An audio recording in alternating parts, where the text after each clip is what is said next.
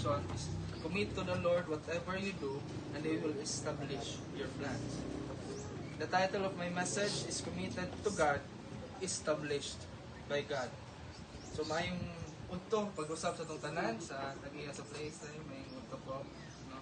And sa membro sa simbahan, sa upan pa na itong mag-eiksunan, mayong unto sa itong tanan.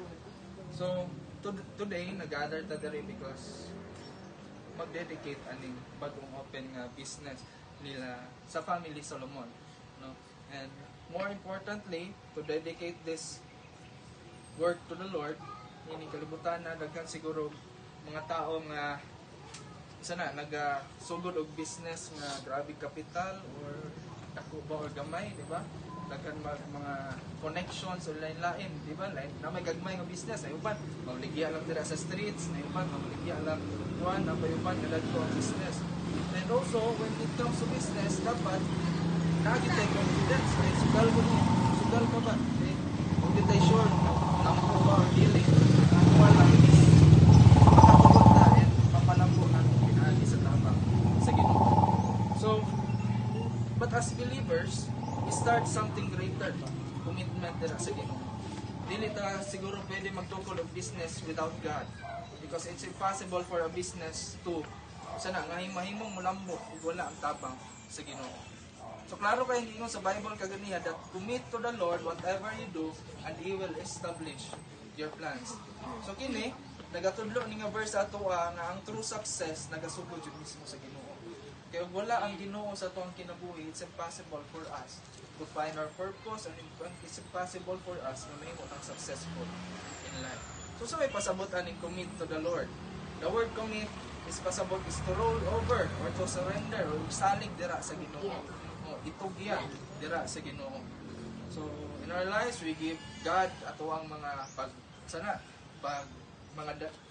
pagdamay mga dreams in life, mga dampo sa kinabuhi, mga plano sa kinabuhi, even ato ang mga business in life, mga success in life, no? Bisan pa man ang ato ang kaugmaon atong itugyan dira sa Ginoo. Ang commitment man God is about, Lord, this is not my business. This is your business. Kini sa Ginoo man gyud tanan. Kini nga business sa Ginoo gyud tanan, walay ato. And it is choosing that God over greed. Dapat ang atuang pilion jud kanunay ang Ginoo sa pagtukod ini ang business. Kamay mong termi jud siya. So ano kinahanglan man to commit kanang success nato sa life?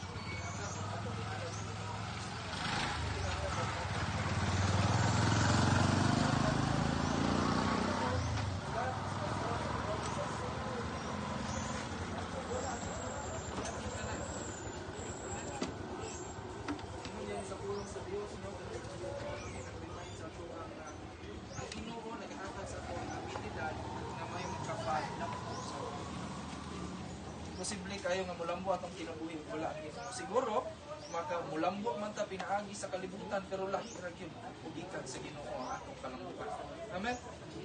So siguro bisan unsa pa man ta ka skill or kaawod sa mga butang, siguro bisan unsa pa man ta kahawon when it comes to handling business, but without the help of God, it's impossible for the business to be successful. So there's a Psalm 127:1. Unless the Lord builds the house, the builders labor in vain. Gawas nga ang Dios mo buhat or sa Dios magikan ang puloy-anan or ang mga business o tanan atong success in life,